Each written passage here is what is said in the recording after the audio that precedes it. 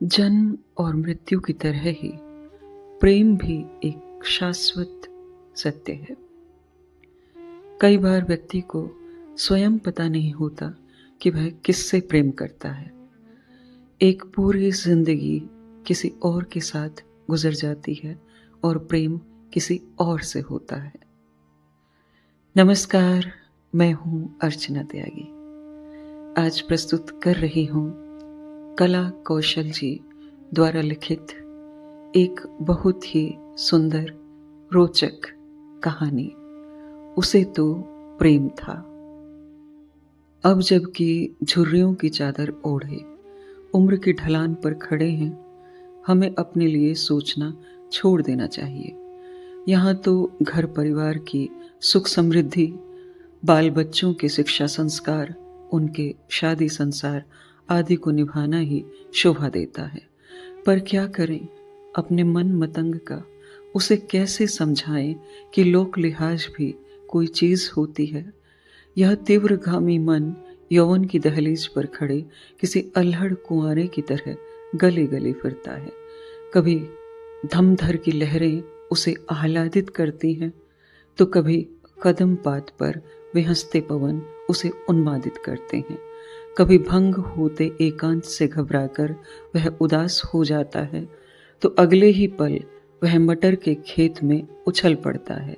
उसकी नरम मुलायम हरी तीमा इतना आनंदित कर देती है कि वह बेतहाशा दौड़ पड़ता है, पता नहीं कितनी दूर, कभी बाएं कभी दाएं और कभी सरपट सामने निकल जाता है। वे दिन कितने सुंदर थे, कोई फिक्र फांस नहीं, न बीते का मलाल और न बिहान का मुद्दा, सिर्फ वर्तमान ही वर्तमान। वधू पक्षकारों के अक्सर आगमन से घर में हलचल रहती थी। हर कन्या पक्षकार अपने संग तस्वीर भी लाते थे। घर वर को प्रभावित करने के लिए कितनी अदाओं में तस्वीरें उतारी गई होती थी।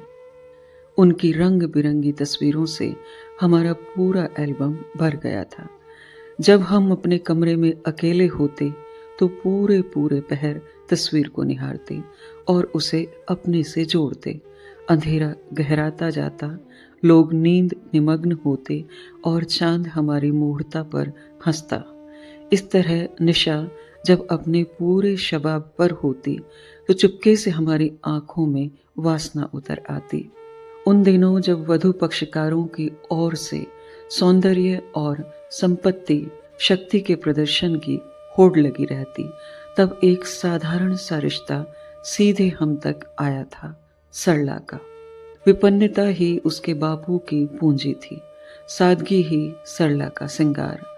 कहाँ धन की नंग धड़ंग धमा चौकड़ी और कहाँ स्वाभिमान की यह जली ठूंठ, कहाँ रूप के छिलकते चिलके और कहाँ अनगढ़ हाथों की सुगढ़ कृति सरला। भला कोई मेल था? पर सरला के घर वालों का दुस्साहस कि वहां जैसे बोली जा रही ऊंची बोलियों के खिलाफ एक मौन युद्ध छेड़ दिया था। वे लोग हमारे पीछे इस कदर लट्टू हो गए थे कि उनकी कील एल्बम के पन्नों को छलनी करने लगी। एक तरह से सरला के घर वालों ने हमारे मुंह में उंगली डालकर हामी निकाल ली थी। फिर क्या था, वे हमें जमाता और सरला अपना आदमी समझने लगी थी। इससे आगे वे हमारी तस्वीर उस सिंहासन से लगा चुके थे जहां उनका परिवार पूजा प्रार्थना करता था। सरला भी उन लोगों के साथ सर झुकाए बंद आंखों से कुछ बुदबुदाती रहती, मानो हमें बुलाती। हमारी तस्वीर के पास रखे राधा श्याम के आलिंगनबद्ध जोड़े भी शायद हमारे इस भाग्य पर ईर्ष्या करते हों। एक दिन सरला का संवाद सीधे हम तक आया था। वह संवाद क्या था? एक सनक थी। सरला के भाई सुलभ ने गत रात एक सपना देखा था। सपने में हम ही हम थे। हम घोड़े पर सवार थे। हमारी बगल वाली घोड़ी पर शहबाला बैठा मुस्कुरा रहा था। हमारे आगे आगे बड़े बुजुर्ग नागौरा सोल जूते मचमचाते हुए चल रहे थे। उनके पीछे शहनाई की धुनें वातावरण को मादक बना रही थी। हमारे हमजोली पटाखे चलाने और हुड़दंग मचाने में मशगूल थे। इधर गुलाब जल की बूंदें छिड़कते अर्दली और चमर ढार भी चल रहे थे। बाराती दरवाजे पर पहुंचे तो रिवाज के अनुसार सरला को झरोखे से उसके संभावित पति की झलक दिखाई गई। वह झलक क्या थी? एक विराट दर्शन थे। संसार की सारी खूबसूरती, सारे सद्गुण सरला को हम में दिखाई दिए। हमारा घोड़ा उसके दरवाजे पर रुका तो रिवायत के अनुसार एक बलिष्ठ वयस्क ने हमें गोद में उठाने के लिए अपने दोनों हाथ आगे बढ़ा दिए। आखिर हम नौशे जो ठहरे। पहला पग सख्त धरा पर नहीं, स्नेह सिक्त गोद में होना चाहिए। जैसे ही हम उनकी गोद के लिए झुके कि सुलभ के सपने भंग हो गए। वह हतप्रभ दौड़ा दरवाजे की ओर। बगल में सोए भाई के इस तरह भागने से सरला की नींद भी छिन गई। वह झल्लाई, कितने सुनहले पल थे। दुष्ट, तुमने यह क्या किया? अभी अभी तुम्हारे जीजा आए थे। मैं उनके चरणोदक के लिए पग पखार रही थी और वह अपने कर कमलों से उठाकर मुझे उर से लगा लिए थे। उनके अधर मेरे ललाट से जा टिके थे। वह कह रहे थे, प्रिय, तुम्हारी जगह तो सर आंखों पर है। तू कैसा भाई है रे? अपनी बहन के ही सुख में सेंध लगा दी। हाय, तुमने राखी की लाज भी न रखी। दीदी, नहीं नहीं दीदी, ऐसा न कहो। हमने भी जीजा को अभी अभी मौर में सुशोभित घोड़े से उतरते देखा है। चलो उन्हें अंदर बुला लाएं। पर हाय, यह माँ को क्या हो गया? वह क्यों सिसक रही है? सरला ने उन्हें जगाया। सचमुच उनकी आंखें सजल थीं। सरला को अपने सामने देखकर उससे लिपट गईं। मेरी बेटी, मेरी प्राण, मेरी धड़कन, तुम्हारी विदाई के स्वप्न ने मुझे रुला दिया। मैं कैसे रहूंगी बेटी तुम्हारे बिना? संवाद प्रदाता ने यह भी कहा था कि उसके बापू अक्सर मुंडेरा पर बैठे कोए से पूछते रहते, उतरो भूषुंडी महाराज, हमारे बेटे साहब कब आएंगे? इधर हमारे दिन रात विभिन्न अदाओं में सजी संवरी बालाओं के चित्रों को निहारने, उससे संयोग बिठाने में ही बीत जाया करते थे। आजकल की तरह उन दिनों कंप्यूटर का कमाल शुरू नहीं हुआ था, जिससे दो अनजाने चित्रों को संयुक्त कर सुमेल जोड़े ज्ञात कर लेते। अतः एक दिन हम उन तमाम चित्रों को एक सिद्ध अंतर्विश्लेषक के यहाँ ले गए, जो किसी के चेहरे को देखकर उसके मर्म तक पहुँचने का दावा करता था। उसकी बाह्य आकृतियों को देखकर उसकी अंक गणितीय गणना से आदमी के संपूर्ण स्वत्व, संस्कार, भाव और स्वभाव आदि के बारे में यथातथ्य बताने का विशेषज्ञ माना जाता था। उसने कहा, प्रिय, सामंजस्य करने वाली बाला के चयन के पूर्व हमें तुम्हारे पैमाने की जानकारी तो हो। हमने कहा, प्रभु, हम तो साक्षात आपके समक्ष हैं, तो चलो हमारी प्रयोगशाला में। पहले हम तुम्हारे पैमाने की परख कर लें, फिर तुम्हारे सुयोग्य बाला का चयन करेंगे। हम उसकी नर्म कालीन बिछी प्रयोगशाला में पीछे पीछे प्रवेश किए, जहां उसने ठीक अपने सामने वाले आसन पर हमें बैठने का संकेत किया था, स्वयं बैठते हुए। कमरे में मध्यम प्रकाश फैला हुआ था और एक अजीब सी गंध हवा में तैर रही थी। उसने हमसे कहा, प्रिय, अब तुम अपनी छवि मेरी आंखों में देखो। हमने आश्चर्यचकित होकर पूछा, वह कैसे प्रभु? तुम गौर से मेरी आंखों में देखो। तुम्हारे मन और नैन दोनों आंखों के मध्य अवस्थित काले डिंब पर एकाग्र होने चाहिए। जब तुम्हारी एकाग्रता पूर्ण होगी और समस्त इंद्रियां उस खास बिंदु पर टिक जाएंगी, तो तुम्हारे असली स्वरूप के दर्शन होंगे। प्रिय, वही तुम्हारा पैमाना होगा। हमने ठीक वैसा ही किया जैसा उसने कहा था। सच कहें तो कुछ ही लम्हों के बाद हमारा शीर्ष झंझना उठा, जैसे असंख्य कीलें खोपड़ी के अंतर्य में चुभ रही हों और हमारा वजूद ही चरखी बन गया हो। यदि हम इस मायावी के घेरे से ढका संभाल कर भाग न जाएं, तो मूर्छा खाकर गिर पड़ेंगे।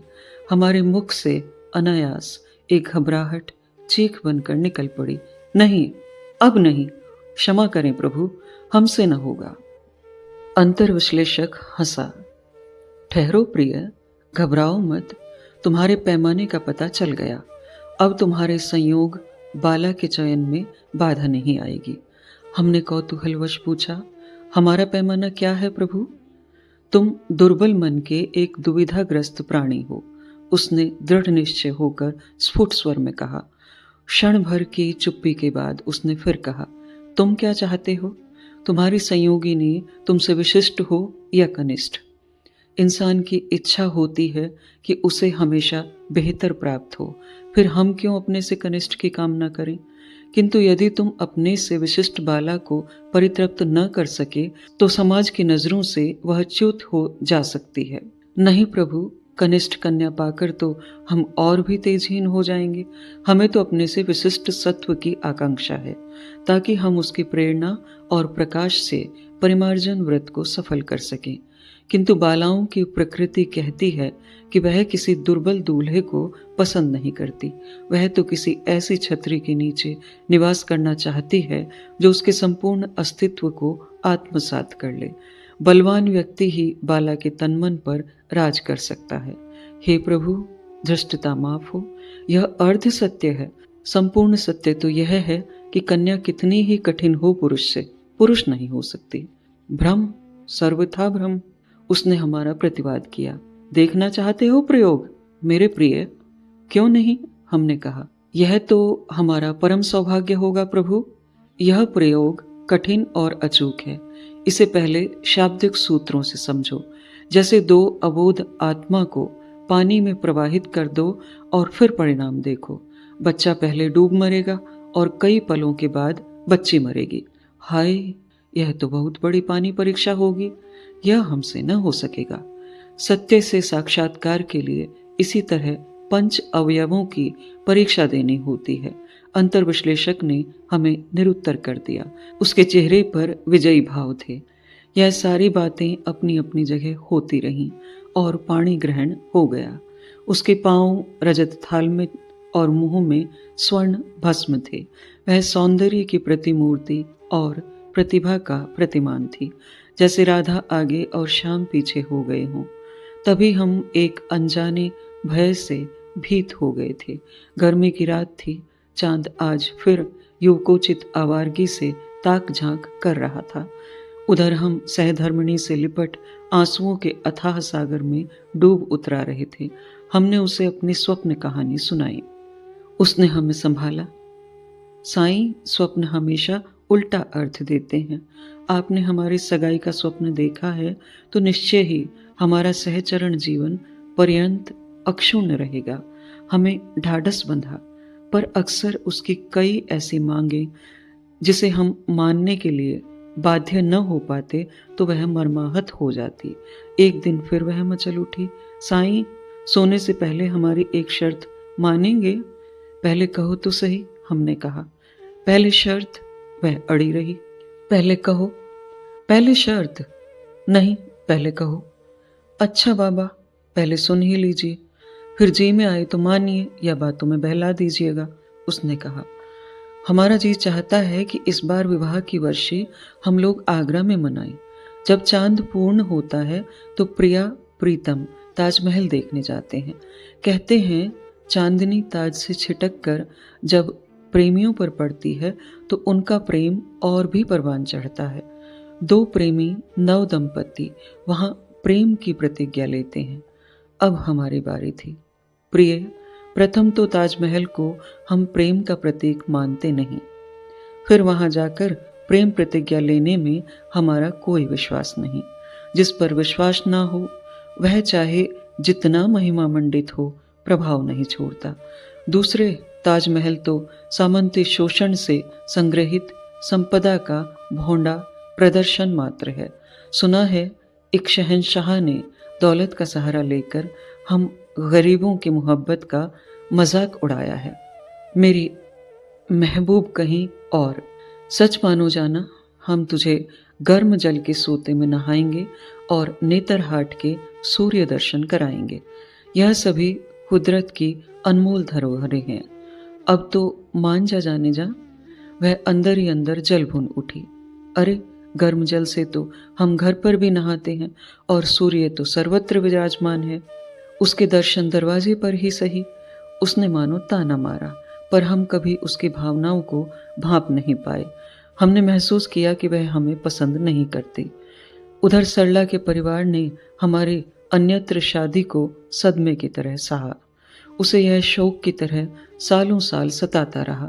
सरला तो मानो एक परित्यक्त की मानिंद एकदम मौन मलिन हो गई थी। उसकी माँ भी कुछ इसी तरह संतप्त रही, पर बालक सुलभ यह नहीं समझ पा रहा था कि उसके जीजा के घोड़े को क्यों किसी ने अपने खूंटे से बांध लिया। क्या वे भाग नहीं सकते? वे भाग नहीं सकते तो चीख चिल्लाकर हमें बुला तो सकते हैं कि उन्हें इन लोगों ने रोक रखा है। सरला के बापू तो सचमुच विक्षिप्त हो गए थे। उन्हें अब भी भरोसा था कि हम अवश्य आएंगे। इस भरोसे ने उनसे क्या नहीं करवाया। राह चलते बटोहियों से वे पूछते थे, आपने मेरे बेटे साहब को देखा है? दिन भर वे उस चौराहे पर खड़े रहते जहां से चतुर्दिक राहें निकलती थीं। उन्हें शायद लगता था कि कहीं से चलेंगे, हमें इस चौराहे पर पहुंचना ही होगा। राह देखते देखते उनकी आंखें पथरा गईं। अंततः वे इस दुनिया से हमारे लौटने की तमन्ना लिए विदा हो गए, पर हम ना पहुंच सके। सालों बीत गए, राह ने राहें बदली, मंजिल ने मिजाज बदला, बच्चे जवान हो गए और जवानी ने भी अपनी जगहें छोड़ी। इस उथल पुथल में एक दिन पता नहीं कैसे हम रास्ता भूल गए और भटकते भटकते उसके दरवाजे पर पहुंच गए। यकीन नहीं होता यह देखकर कि उसके सिंहासन पर हमारी तस्वीर अब भी विराजमान थी। सरला अपने पति, पुत्र, पोते पोतियों और हमारी तस्वीर के साथ ससुराल में बसती है। अभी यही नज़ारा है। तभी पपीहरे बोल उठे, उसे तो आपसे प्रेम है, आपसे प्रेम है, प्रेम है। यह थी कला कौशल द्वारा लिखित कहानी उसे तो प्रेम था। यह कहानी राजस्थान साहित्य अकादमी की मासिक पत्रिका मधुमती के जून 2025 अंक में प्रकाशित हुई थी। मैं आशा करती हूँ मेरी आवाज़ में उसे तो प्रेम था आपको अवश्य ही पसंद आई होगी। वीडियो को लाइक करें, कमेंट करें और अन्य साहित्य प्रेमियों के साथ साझा भी अवश्य करें।